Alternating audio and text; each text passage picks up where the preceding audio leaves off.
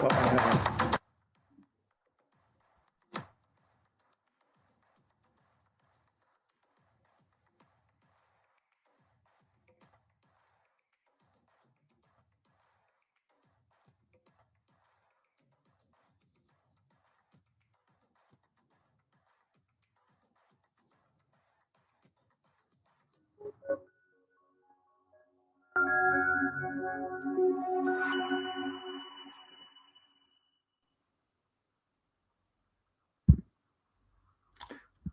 So that was a teaser that I had here, that we are going to release the Scala Center in collaboration with 47 Degrees, a number of videos over this year to introduce Scala 3 to you. And that's also what I want to do in this talk. So let me switch my screen share to the slides.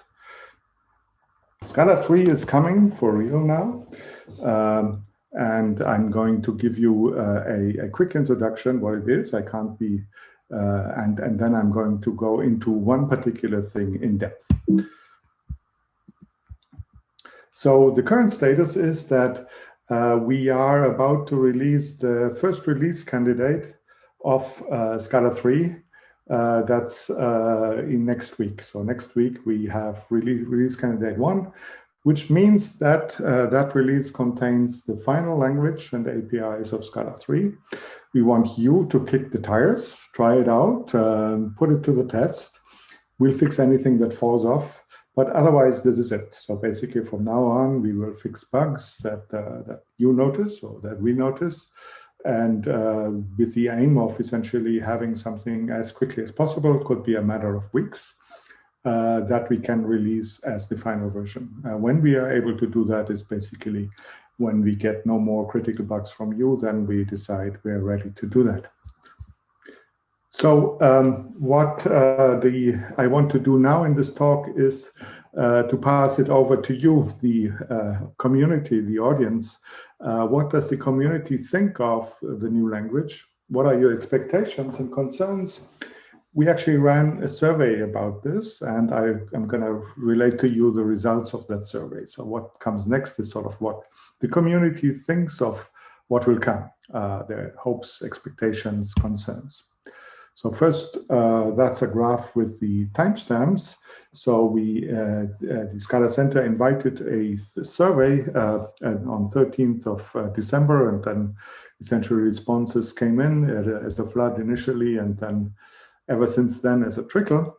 Overall, we got 578 answers, including a total of 413 comments across 5 comment sections. So I'm going to show you a little bit what the answers and comments were.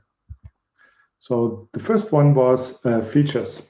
Question was, how excited are you about the upcoming Scala 3 language features? And the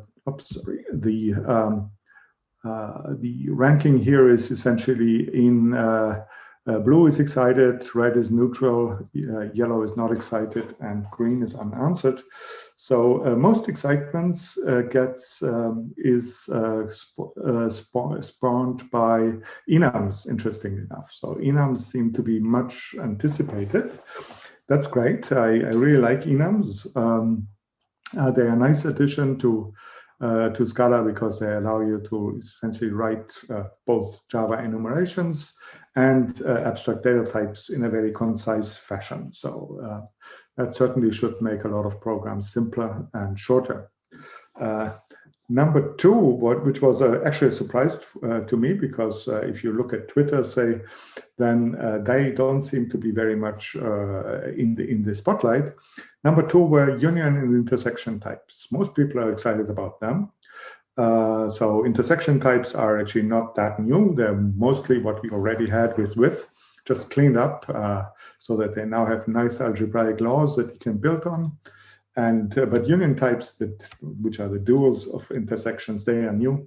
So it's interesting that they get such a warm reception. Union types, I anticipate, will be really useful for interop with other languages, notably in JavaScript.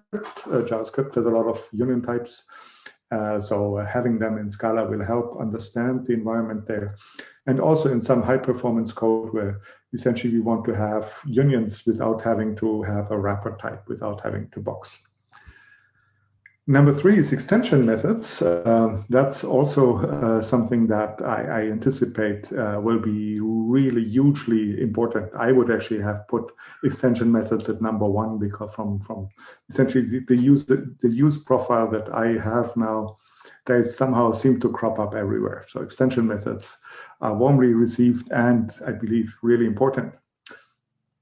Number 4 is something rather heavyweight. That's type class derivation. So think shapeless or Scala Z deriving or things like that. So what type class derivation gives you is we have put that in a very simple package in the language.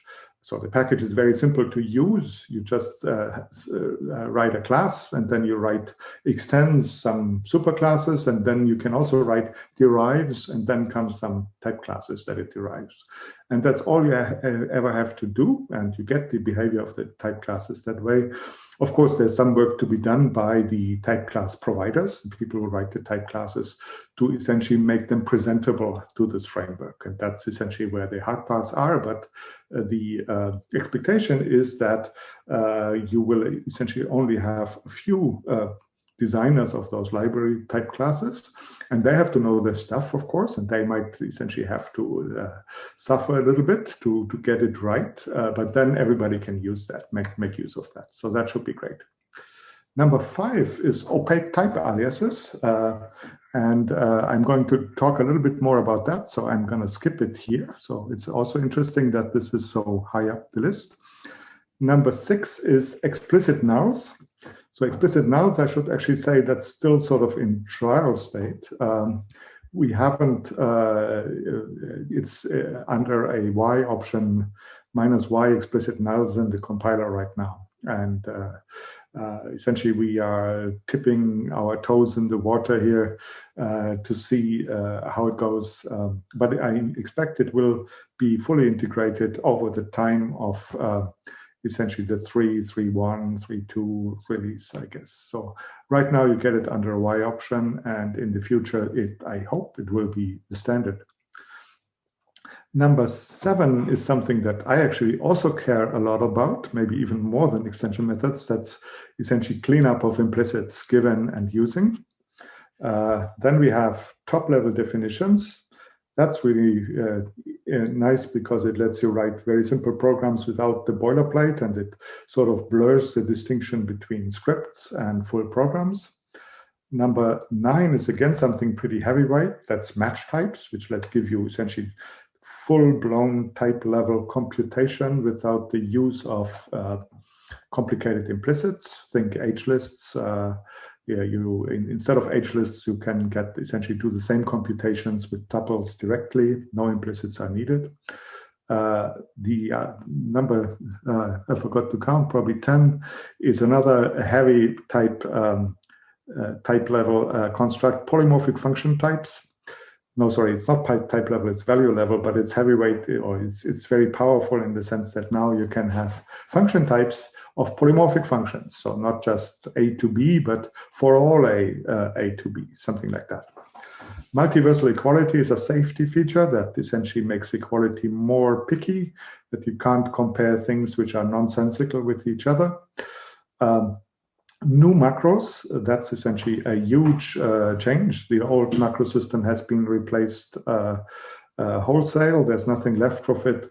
And what we have is a set of new abstractions based on inline, quote, and splice, which have much, much better foundations and are much safer than the previous macros that we had before.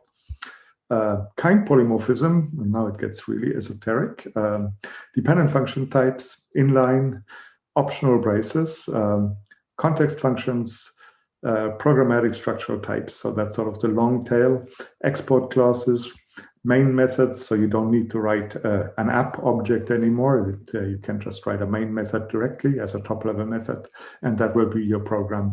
And creator applications came last, so that's the thing that let you drop the new. So that was essentially the initial expectation. So of course, we expect that to change as people get more experience with these features. So one very controversial thing, of course, what is optional braces? So there was an answer, how excited are you about optional braces? So the excited is in the majority, but not the absolute majority. So it's 40% excited, 28% not excited, and 28% neutral. So I guess the neutral people are sitting on the fence and wait how it's going to work out, which is a very sensible attitude to take right now. Almost everybody has an opinion, only 2% didn't answer that. So I personally have very high hope that we essentially get a modern syntax that doesn't use extraneous lexical tokens like these braces, but we'll see how it works out. And in any case, as the title says, it's optional braces, so braces can be left out in many situations. But of course, if you don't like them, you can still continue to write them and will be able to do so for forever. Okay, so if we look at the comments, then that's of course, so that's people who actually wrote something and just didn't click a box. So then you see that most of the comments actually go to syntax, where there are more concerns. Well, you would expect comments to be mostly concerns and rather than praise, because you would assume that essentially if people are happy, then they don't need to write about it. But if they have concerns, they will. So syntax is mostly concern and request and very active in this thing. General is mostly praise. Then we had several concerns and praises in both sides for opaque types. And then we have a long tail for the rest. So then we asked about tooling. So how important is it for you that the Scala 3 supports that the following tools support Scala 3? So that was interesting. Top of the rank is actually SBT. So it shows that SBT is still quite the dominant build framework in Scala land. And the good news is SBT already supports Scala 3, so that's fine. Second was Intellij, and I believe Intellij also is very close to supporting full Scala 3. So that was number 2. Number 3, Scala format. Number 4, VS Code, which supports Scala 3 with metals. Number 5, Scala fix. Then comes Scala JS, Scala 3 doc, which exists. S coverage, Ammonite, that's in the works. Scala native, not yet, but hopefully soon. And then Scala style, other LSP editors. Mill has a Scala 3 plugin. Word remover, Maven, Gradle, MDoc, and Bazel as the last. So this shows, I guess, mostly how big the intersection is between people who are interested in Scala 3 and therefore responded to the survey, and people who use the tool in question. Because, of course, if you use the tool in question and want to move to Scala 3, then that's important for you. So for the migration, we asked, well, what are your concerns with migration? Since Scala 3 is such a big release, of course, that is going to be a big concern for many. But where exactly are the concerns? So there we saw that the top concern is actually lack of support in libraries. So that means that the top concerns is not so much the language or the tooling, but essentially before you can move, all the other libraries have to move. Well, actually, the situation is not quite as bad as that, because it turns out that Scala 3 always supports 2.13 libraries. So Scala 3 can access 2.13 libraries. That with one caveat, it cannot make sense of 2.13 macros. So if you want to use a library that has macros, then that library, those macros will have to be ported for Scala 3. The good news is that there are actually already quite a lot of libraries, I think close to 200 different libraries that are ported to Scala 3. We have a community build that essentially combines common libraries and that we test nightly on Scala 3. And that, I think, approaches 1.5 million lines of code, including heavyweights such as Scala test or Zio or Katz effects or many others more. And so that all runs with Scala 3. It's built with a number of build tools. So some of it is built with SPT, others are built with MIL. You have basically the most of the Hawaii libraries ported to Scala 3 and so on. So the core is there, but of course there's a long tail. There are many libraries that you might need to use. The hope is that in the long tails, hopefully macros are not actually that prevalent. So that means that you can already essentially port your things with 2.13. But definitely we see that there is concern in the community for that. The second concern is runtime performance. That's fair enough, I guess. So we have to essentially find out how close Scala 3 is to Scala 2 here in the runtime performance. They have very similar bytecode generators, and there are plans in the works to actually share the code generator between 2 and 3. If that's the case, then the performance should be very comparable, except for one thing, that is that Scala 3 does not support full specialization yet. So specialization is the thing that if you have a generic class, and then some of them can be specialized for primitive types, so that you don't need to box these things. And what we can do is we do specialize the most important types, that's function types. So function types are already specialized, and probably very soon tuple types will be specialized as well. So that means that essentially everything you get from the standard library and that is specialized in Scala 2 is specialized in Scala 3 as well.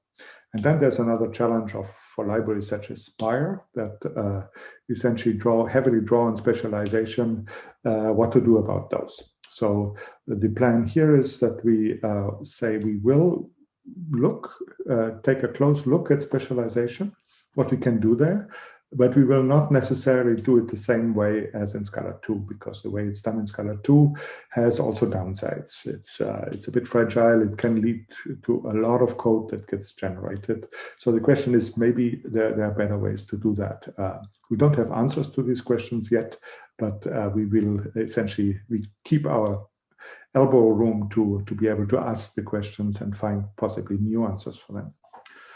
Number 3 is compile time performance. So there I have the impression we are more or less on a par. So some benchmarks we are some percentage slower, and the others we are some percentage faster than Scala 2. It really depends on what you do and what your application profile is, but it's by and large the same ballpark, which means that's actually pretty good, because I think Scala 2.13 has improved a lot over the last years and will continue to improve a lot. And I believe Scala 3 will do the same thing. So there will be a trajectory to faster compile times. But I believe compile times now are already quite respectable. So in numbers on this MacBook Pro that I have, if I compile from SPT till the compile, so a warm compiler, then I expect to get something like between 3,000 and 5,000 lines a second out of that. So that means that even large projects should compile in fairly reasonable numbers. A small project of, let's say, 10,000 lines, you shouldn't even notice that with incremental compilation. And larger projects with incremental compilation, you shouldn't also notice it. But if you do a clean compile, then, well, it might take 10 or 20 seconds, but that should be it. I believe Scala compile times have often been maligned, because what most people do is they test hello world. So they write hello world and then they run Scala C on hello world. So what happens then is that you take, I don't know, it takes 5 seconds or 7 seconds or whatever. And then they extrapolate and say, oh my God, this is horribly, horribly slow. That's maybe 1 line a second or something like that. What happens there, of course, what one has to know is that all the time is spent in loading the compiler, which is a big program. It's a big, sophisticated program that needs to be loaded. And then the compiler starts running in interpreted mode. So the JVM interprets the code. That's not very fast. And then, okay, little by little, it will start to actually generate actual machine code to speed it up. And I guess by the time it's finished with Hello World, then maybe it has done that not at all, or maybe only a tiny percentage. So you load a huge program, many classes, and you run it in interpreted mode. And yes, that's not very fast, of course. And that's essentially the downside of essentially running on the JVM with a normal JVM. We should look at essentially maybe a Scala native version for the command line tool, or maybe generally better packaging that we don't have that. But anyway, if you compile essentially real projects with real setups like incremental compilation, then it shouldn't be a concern really nowadays. The next concern was compatibility between 3 and 2.13. Yes, I mean, there are things that have to be bridged. So that's essentially a lot of small things. But in fact, what's interesting is that most people are not neutral or not that concerned, rather than being very concerned or concerned. Breaking language changes, that's about the same percentage. Then we have new macros. So I guess here the concern is mostly that the macros have to be rewritten. And yes, in my experience, that's actually the biggest expense that one usually has. So that's essentially if one ports a library that uses macros, that's where most of the effort goes into. On the other hand, the upside is that I believe the new macros are a lot more reliable and simpler to understand and simpler to tame than the old ones. So there is definitely a big gain to be had by rewriting. Removed macro annotations. Yes, that's also a concern. They will come back, but we didn't have the time to put them in 3.0 right now because we're about to release. What we did is basically the last thing, because before we released 3.0 was that we changed the inlining around, so that inlining technically will be done after typer, and that essentially gives us a technical basis to be able to support macro annotations in the future. But it's not done yet. But at least essentially we have prepared the ground so that we can hopefully put it in soon. Lack of support in compiler plugins. So that's another thing that the Scala 3 has compiler plugins, but the architecture has changed and there are more restrictions. So in Scala 3, a compiler plugin will have to run after typer. That means that the program that the user writes and sees has to pass the parser and the typer, which means that basically that you cannot change the language anymore. Compiler plugins that ran before typer in the parser, after parser, that they could essentially create new syntax, allow new syntax in the language, and that essentially caused a lot of variation and also confusion, I would say, in the syntax. So those macros are supported only in experimental mode. That means only for nightlies, but not in stable releases.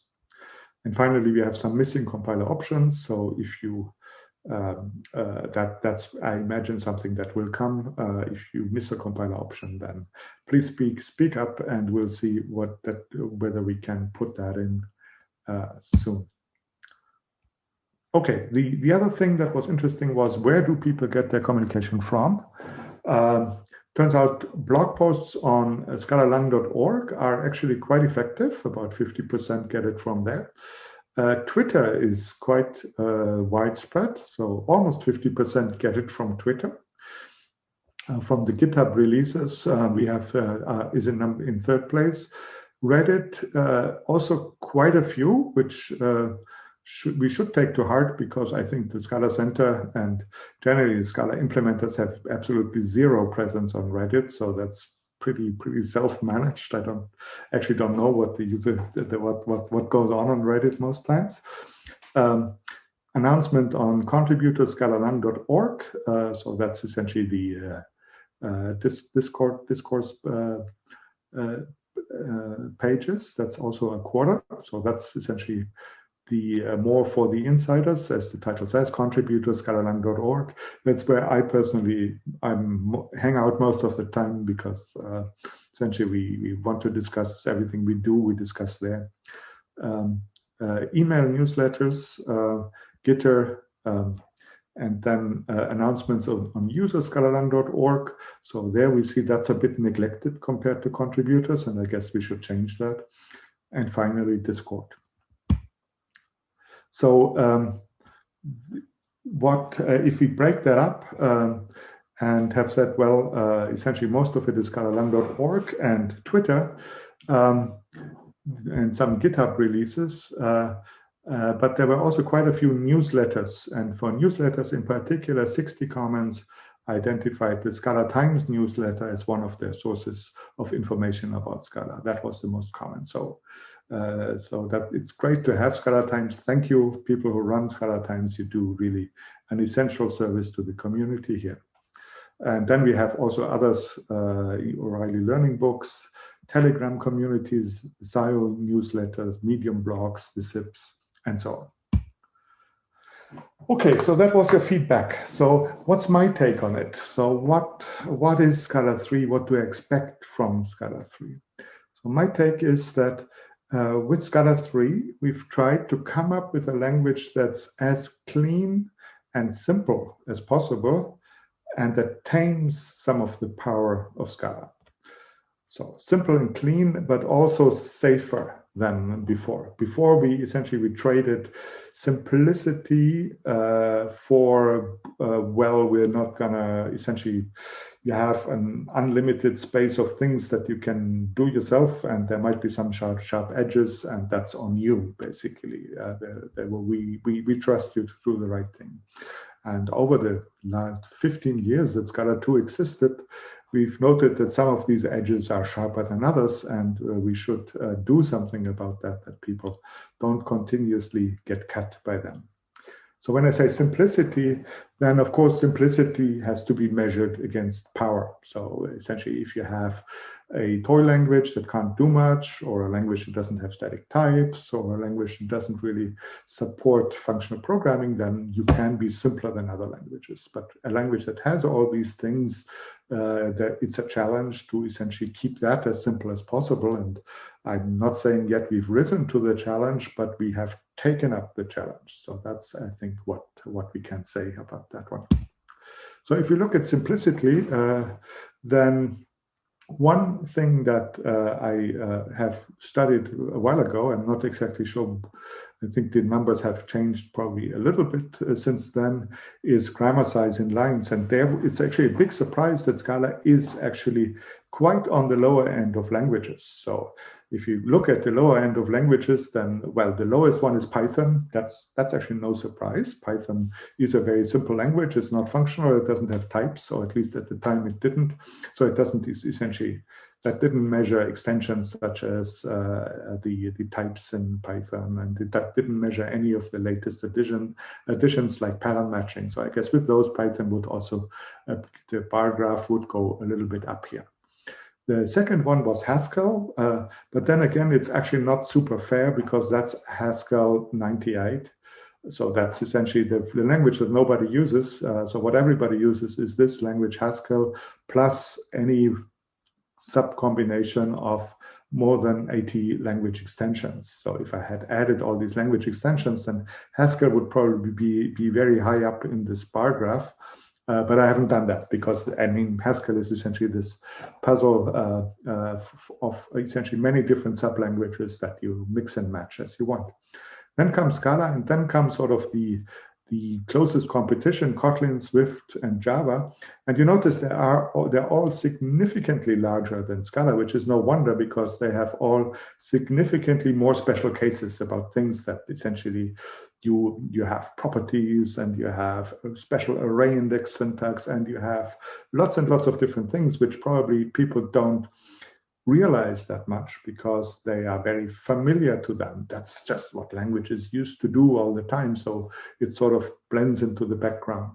But still, it's there. So these languages are definitely much bigger. And then you have the real heavyweights, where again, it's quite interesting that the biggest heavyweight is actually C# and not C++.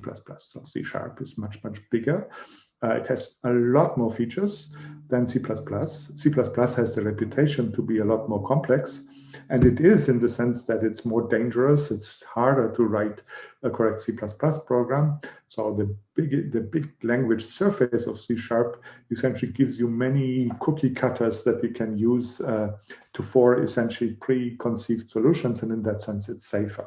So language size is not everything, but it gives you an indication of essentially how baroque, how baroque or how much of a fractal your language really is. Does it have a few simple rules, or does it have a lot of special cases? That's what this measures. And simplicity has to be measured against power. So Scala is a very powerful language. It has a rich static type system, has full support for functional programming, and it has very advanced support for modular programming. So if you want to compose functional modules safely, you're going to need something like it. What Scala also has as a bonus is easy interoperability with Java or JS. So with all these things, of course, it is quite hard to make the language small. And I believe we have worked very hard to achieve that as much as we can. But of course, there are sharp edges in Scala. Everybody knows that. And what we wanted to do with Scala 3 is do something about the sharp edges. So here I have a list of these sharp edges. Implicits are confusing. They're overused. Implicit conversions are particularly dangerous. There's a joke that essentially Scala has, I don't know, 21 uses of the underscore. So that's confusing. It has weird data types, XML symbols. Some people find it a very unnatural syntax, mostly people coming from Haskell or other functional languages. They say they just can't look at that syntax. It's too weird. It has sort of arcane constructs such as early initializers. And with Scala 3, we actually managed to ameliorate, to do something about that, to change the situation quite a bit. So instead of confusing implicits, we have given and using, which I think is a lot clearer and a lot shorter than what the implicits are. And it's quite clear what this does. Instead of the overuse of implicits, we have actually added new things for specific use cases. So implicits are this sort of amazingly powerful thing that can do everything. And that's the complexity, because since it can do everything, you have to sort of, you don't really know what it does in this particular instance. It's very unpredictable what kind of implicits you'll find in the program. So common usages in Scala 3 have actually been broken out into their own things that essentially make the use of implicits there unnecessary. So instead of implicit classes, for instance, you have extension methods. Instead of recursive implicit instances for H lists or other type level computations, you have match types that do the same thing without implicits. And instead of essentially the whole Magnolia or again Shapeless, you have built-in type class derivation, which Shapeless does exist in Scala 3. It is one of the community built libraries, but it has shrunk a lot. It really has essentially shrunk to its core, which is basically to give the library designer powerful ways to implement the type classes that are then used in type class derivation. Implicit conversions. Instead of having a special syntax, we have a conversion type, and it's a lot tamed compared to the conversions we had before. The most significant taming effort was that if you use one of these conversions, then the compiler will actually warn you and say, well, you get a feature warning and you say, you need to import implicit conversions. Previously, that warning happened only for the definition side, where it's basically useless because, well, if I define an implicit conversion, I know I do that intentionally, so I will not essentially pay heed to the warning. So the importance for the warning is at the use side, because when I use implicit, or when the compiler inserts implicit conversions, then that might be very surprising for users. So they should be warned. And that's probably something we'll work more in the future. I believe the end goal will be that implicit conversions should be unnecessary in Scala in the future. And we're not quite there yet, but that's a goal to work towards too. Many uses of underscore, they're all gone except for two. So two uses is okay, I guess. If you use an underscore where you would define something, then it just means no name. It's unnamed. So for instance, a wildcard in a parameter, you could define a parameter, a wildcard in a pattern. You could define a pattern variable, X, or you say, well, it's a placeholder. I don't need a variable there. I don't want to name it because I'm not going to use it. Then you write the underscore. And if you use it in expressions or in the future types, then it means parameter. So it means it's something, it's a parameter that essentially scopes over the outside of that expression. The weird data types like XML and symbols have been dropped. XML literals are still there, but deprecated and will go away in the future. The unnatural syntax has been cleaned up a lot, I think, with optional braces and quiet control syntax and many other things. So I believe the new syntax is really a joy to read. And early initializers have been replaced by trait parameters. And there's lots and lots of other things more. So one other thing that I believe will be significant is that in the future, the language is going to be a lot stricter about whether you write methods infix or with a dot. So basically, when you declare a method, you say whether it should be written infix or with a dot, which means that we will really standardize to normal dot syntax. Unless you write an infix thing at the declaration, everybody should write dots. And that sort of avoids the choice paralysis and sort of the unnecessary variation that you have many, many different styles, and the way one person writes a Scala program looks weird or looks strange to the way that another person reads it. And before somebody says, yes, but what about optional braces? That's, in my experience, not at all the case. So it's basically just like now, where sometimes you can write braces around a single statement, and sometimes you can leave them off. It's the same feeling. So sometimes you write them, and sometimes you leave them off, and you can mix it. And it's just essentially, it blends into the background. It doesn't really feel like two ways to do these things at all. So the challenge, I'm not saying that everything is solved already. So the challenge we are facing, I believe, is that Scala could be the simplest language in the universe and still be regarded as incredibly complex. So why is that? Well, I think it's because libraries and presentations often do very complex and advanced stuff with it. And then the next step is that enthusiastic developers apply some of these techniques that they saw because it's cool, well, sometimes for good reasons, other times because it's cool, and then they leave. And then clueless successors are left picking up the pieces, and that's essentially how you get a really, really bad reputation. Quite a bit the same is playing out probably in a bigger scale than in Scala in Haskell, where the same cycle repeats itself. Advanced language features, and even with normal Haskell, you can write advanced abstractions, are being pushed into libraries, and then there's a pushback because new people that get onboarded can't make sense of it, and then the managers step in and say, well, scrap the whole thing and let's rewrite in Go.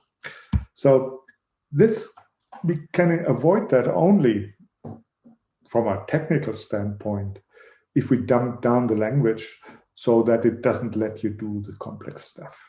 And that is, for Scala, is not an option. So Scala is not that language. So it means that this is a persistent problem that we have to face as a community, and that has to be essentially tackled by the personal choices of every one of us. But there's hope, because I believe that the community is increasingly embracing the principle of least power, so as exemplified, let's say, in what I call the Singapore stack. And also it's increasingly embracing Scala's unique value proposition to fuse functions and objects. So when Scala came out, I mean, in my head, it was always that essentially Scala is the language that fuses functions and objects. And there's a good reason, because I believe it gives you a very powerful and practical programming style. But it was just my head. I'm just a single guy. So it turned out, well, no surprise in retrospect, of course, that it takes a huge effort to have a community converge on that. And the neighboring communities of, let's say, Java or Haskell or pure functional programming, they have existed both for 30, 25, 30 years. So they have developed this culture of either pure functional programming or essentially class-based object-oriented programming for a long time. So during that 25 years, people essentially go to university or take other courses. They're junior programmers, they're senior programmers, they mentor others and things like that. Afterwards, you have really a culture. And when Scala came out, there was absolutely nothing. So nobody was in this space. And that's also quite natural then, that people sort of wanted to say, well, this language is cool, but I know nothing about it. Let's take it and imitate what I know from others, from other communities, because a lot more is published and there's a lot more learning. And that led, I think, believe to the split of Scala as a better Java and Scala as Haskell on the JVM, where really it should be neither. It should be its own thing. I believe really it is quite a unique value proposition, which is neither a Haskell on the JVM nor a better Java. And I believe gradually more and more the community is accepting that and is embracing that and is essentially making it their thing. And so I'm actually quite hopeful that we will have a much more productive and influential programming environment over the next 10 years than what we had over the last 10 years. And I believe Scala 3 is intended to be a fresh start for that. So we cleared out much complexity in the language, as much as we could, so that libraries can shine and applications can prosper. So I still have not a lot. I'll have to abbreviate that a little bit. So in the rest of the talk, what I wanted to do is I can't possibly do justice to all the features in Scala 3. So I thought that over the next series of talks I give, I'll do one feature each talk. And maybe that feature will have I'll have to pick up the details for the next talk because we won't have that much time anymore. So what I want to do is I want to give you a quick look at what at opaque types, opaque type aliases, and what they are. I just pick out one because I think it's particularly interesting and it showcases essentially Scala, the nature of Scala in a way which is very nice. So let me just switch to the iPad and share the screen. So what I'm going to talk about is opaque type aliases. So opaque type aliases, in short, it looks like this. So we say it's you write opaque type and then a name and then a right-hand side. So for what this thing here would do is it would give you a new type username, which is abstract, and it's represented as a string. But you know that only where you define the username. Everywhere else and where you use the username, you do not know that it's equal to a string. So that's the introduction of that. So it replaces to some degree value classes, even though value classes are still available in Scala. So as an example, I want to do something that we have in Scala 3, and that's immutable arrays. So we should have had this a long time ago. Arrays are the most efficient data structure. So why do we have only the mutable form if everywhere else we emphasize immutability? So Scala 3 has immutable arrays. And if we had written immutable arrays as value classes, which we haven't done, so I'll show you the opaque types immediately afterwards, then we would have written it like this. We would have said, well, it's the class I array, it extends anyval, and then we give you the core functions, length and apply, but there's no update. And then we have to also essentially add you, give you all the other functions, map and so on, and we have to give you a constructor in the companion object to create immutable arrays. So that's what you would do if these things were value classes.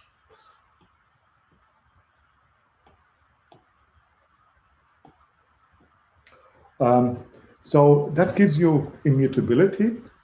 And furthermore, I-arrays are represented as arrays when their type is known. So when you have a value and you write value I-array, then that I-array is really an array. So there's no wrapper.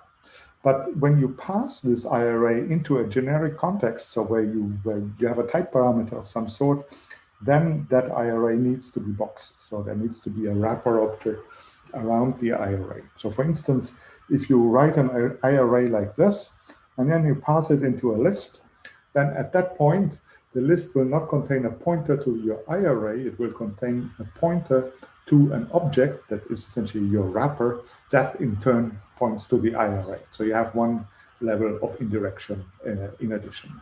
So that's essentially the downside of value classes.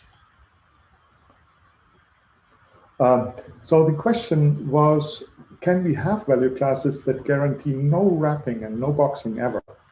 And that was asked originally by Eric Osheim and Jorge Vicente Cantero in SIP 35. And the answer turned out to be, well, not really. Classes have too much, essentially conceived, too much baggage with them of things that we really associate to a class. We can't essentially keep that and do that without wrapping, not on the JVM, or not now on the JVM, I should say. But we have something that's at least as good. So what we have is opaque type aliases. And that's what they look like for immutable arrays. So we say opaque type I array is array of A. And then you have a companion object of this opaque type. And there you now define all the methods that you have on I arrays as extension methods. So extension methods, they're written like this. So here you have a collective extension. It works on all I arrays of A, and it gives you length, apply, map, and so on. So all the methods that you have here. And you see what they do is essentially the length just says, well, it's the xs.length, the apply is that, and the map is that. So what these methods can see is that I arrays and arrays are really the same thing.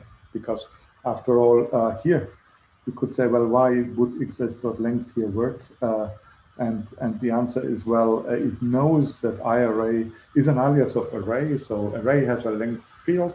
So I can call it like this. And the same thing for application.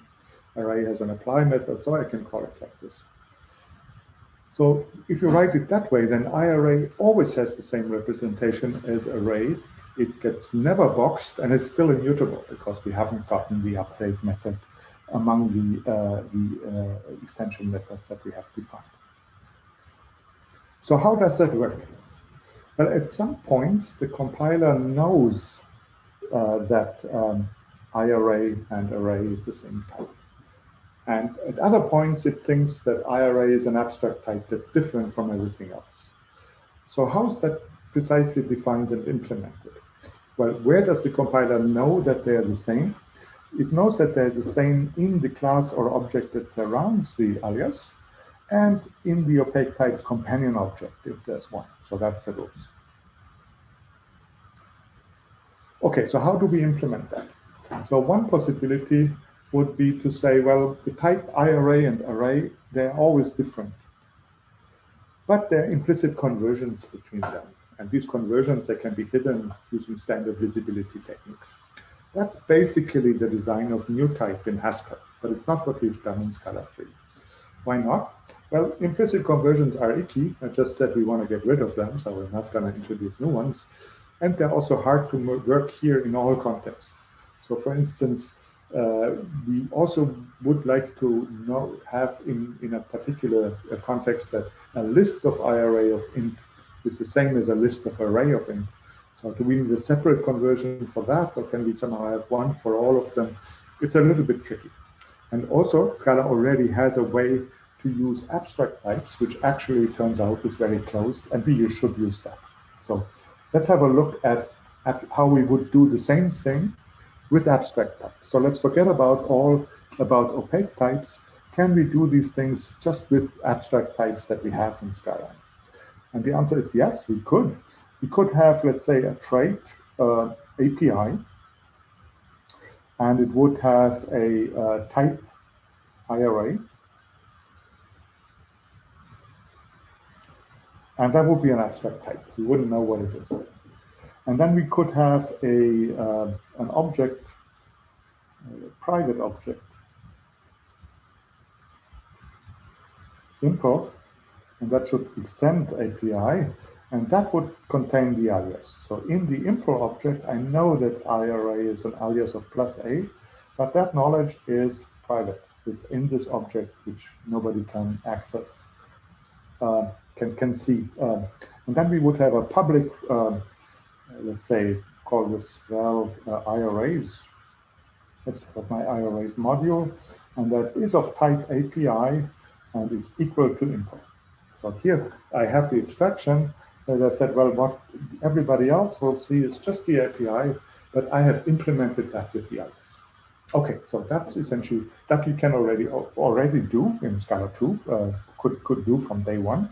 That's basically where this comes from, is basically SML modules. So that's where these things have been pioneered. That's essentially the basis, the foundation of serious module systems.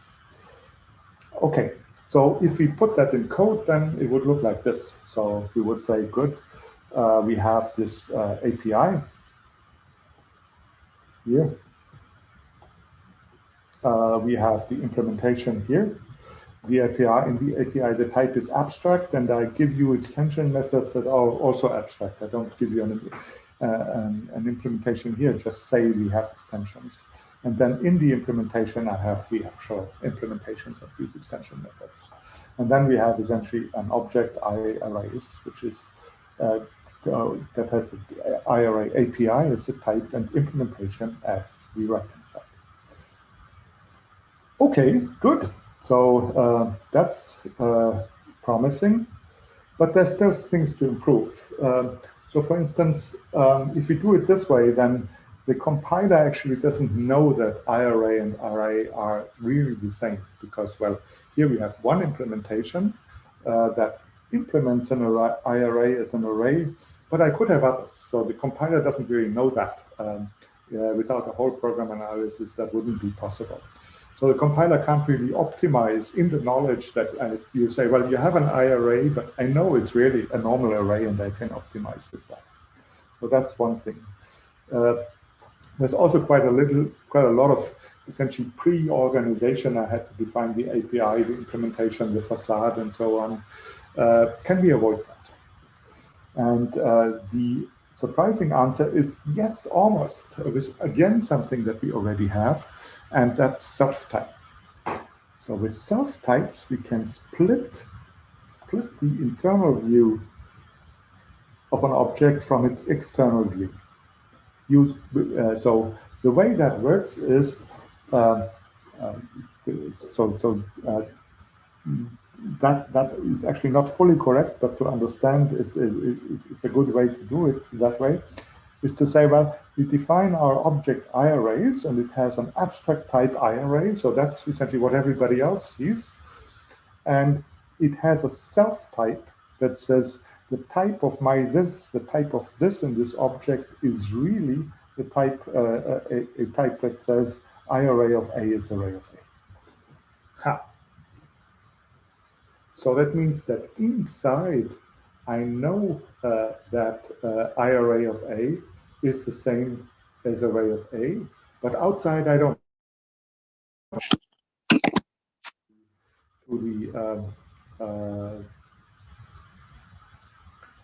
I don't have access to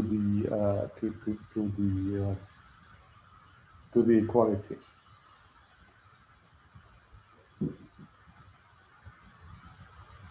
Okay, so what that means is that we, well, okay, sorry. Yeah, let me just skip. Yeah, so the reason why this is so is that if we look at the latest equality here, then what this really says is that's just an abbreviation for this one here. So if we talk inside the object IRAs about IRA of A, then it's really this dot IRA of A. And that way we get the type of this here, and the type of this says, well, IRA of A is the same as array of A, and that's how I get it. So that's the trick. Okay, so do we need opaque type aliases at all, or could the programmer apply the self-type type technique herself. After all, I've shown you how to do it. So maybe there's no need for it. Well, actually, it's not quite as simple because objects cannot have self-types. They have essentially, their self-type is just essentially a singleton type to the object value. And also, at least as long as a class is concrete, so not abstract, it has to conform to the declared self-type. And in that construction, it wouldn't work because the declared self-type says it's an alias, and the actual value in the class just says it's an abstract type. So we need a little magic, but we really need only a tiny amount, not much at all. So that's quite interesting. Okay, I'll skip that with the bounds because we're out of time. So that's another interesting thing. So a question here is, well, how niche is that really? And the beautiful thing is that, in fact, it's pretty central. So as you know, the foundations of Scala that we've developed and that essentially Scala 3 is built on is the dot calculus. So the dot calculus is essentially a tiny programming language that we can study fully and prove sound in the meta theory. And here it is. So that's essentially all we have in the dot calculus. So I'm going to skip that and essentially go directly to things that we have in the Scala. So essentially the Greek of the dot calculus that you see here corresponds to these things in Scala. So you have essentially functions, including dependent functions. You have objects, method definitions, types, and so on. And if you look at the types, then the interesting thing is you have type declarations, so abstract types with bounds. You have intersections, and you have sorry, no, now I have to go back to the Greek because the slide doesn't have it. And you have these self-types. So that's essentially in the Greek an object. So it says the X, that's the this. The T here is the type of the this, and then it has a bunch of definitions. So what you see here is you have the self-types, you have the intersection, and you have the abstract types, which is essentially this thing here in the Greek. And with these three things, you build opaque types. So you could say opaque types is really a natural outgrowth of what we have at the very, very core of Scala. Okay, so one question is, well, now we have opaque types and value classes. Which one should we prefer? So I believe there are some benefits to value classes. ToString works. So toString can be customized for a value class as opposed to the type it wraps. Pattern matching works, and there's no boxing as long as the type is known. The big advantage of opaque types is no boxing ever, and essentially stronger abstraction. So if you care about parametricity, then also opaque types give you that, but value classes, not really. So I believe in the future, conceptually, value classes, they're essentially just wrappers around their elements, and the wrappers happen to be unboxed. But there's still a type in the wrapper. The wrapper gives you the runtime type and makes sure toString and pattern matching work. But unboxed wrappers don't exist on the JVM today, so with value classes, we apply a trick that we set for monomorphic occurrences where the type is precisely known of classes with a single element. We can avoid the wrapper. We know everything. We know the type. We can essentially generate code to do everything explicitly. But as soon as we pass into a generic context, we need to box, and that's the price. So once the JVM gets essentially native value classes, there's a project that tries to do that for a long time already called Valhalla, then we'll be able to support multi-element value classes as simple unboxed wrappers. It will still be a wrapper. There will be an additional field that contains the type of a value class, but that wrapper will no longer have to live on the heap, will no longer have to be boxed. So in that future, opaque type aliases and value classes have clearly different paths. So an opaque type alias is an alias that is essentially abstract. You don't know what it is in most of your programs, and value classes are essentially a general form of wrapper. Oops. Sorry. So credits, the opaque type design, I found it very exciting because it was the result of a collective journey of discovery. Nobody would have thought initially that we would end up with that, and I believe what we ended up with it is actually really elegant and beautiful. So credit goes to Eric Ostheim and Jorge Cantero for having proposed the use cases in ZIP 35. Then Adrian Morse had this idea with the self-types. Guillaume Martres proposed to generalize the transparent scope to the enclosing class, so that's the current design. And Lionel Parot was the first to have proposed bounds for opaque types, which is something that we skipped. And that's the end of my talk. Thank you for staying with me, and I'm happy to take questions. Thank you, Martin. Thank you so much. And I'm sure everyone would be clapping if they were here. And I have a few questions that we can go through right now. And then I want you to go to the spatial chat for further discussion. Right, exactly. So the question is, intersection union match types are not exercised as much in community builds. What are the guarantees that language will remain unchanged if the feature is essentially untested? Very aggressive. Yeah. Well, first there are, so the community build contains, well, it's basically a chicken and egg problem, right? So you will not have big programs that exercise what you do as long as you're not in a final release, because nobody would invest hundreds of thousands of lines of code into something where you can say it can change tomorrow.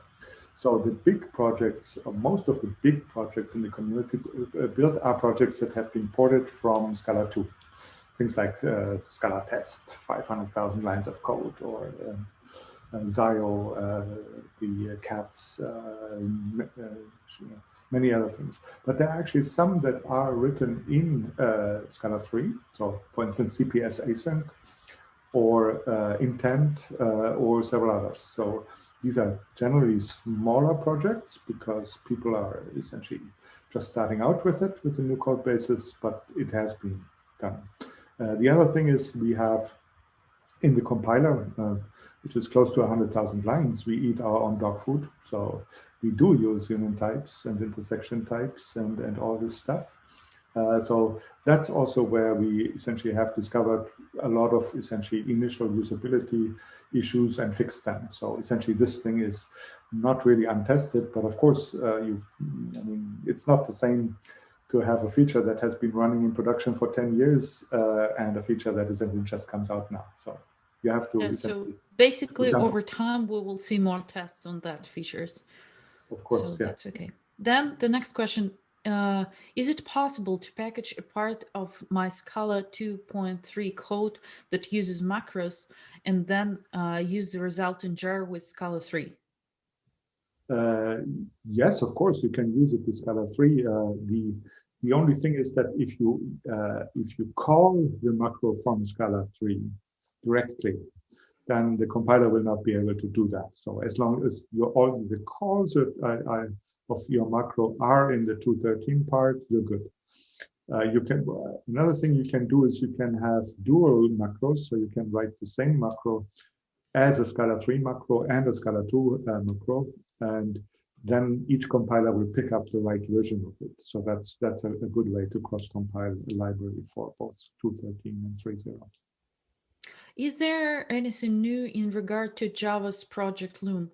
Like, can we use these fibers, or should we just stick with these fibers or actors? Well,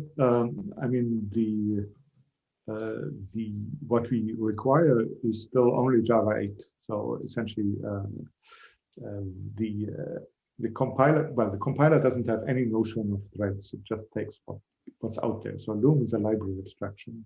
So when Loom comes out, then I believe probably the first thing that will happen is that libraries that do reactive programming, such as Monix or Dio or others, will probably use it and try it out and give us essentially library interfaces for it, or possibly actors as well. Something like Akka, so essentially that's sort of another dimension, because Akka is really sort of built mostly for the use case of distributed computations, and that's Loom doesn't cover that. Loom is a single machine. Yeah. All right, thank you, Martin.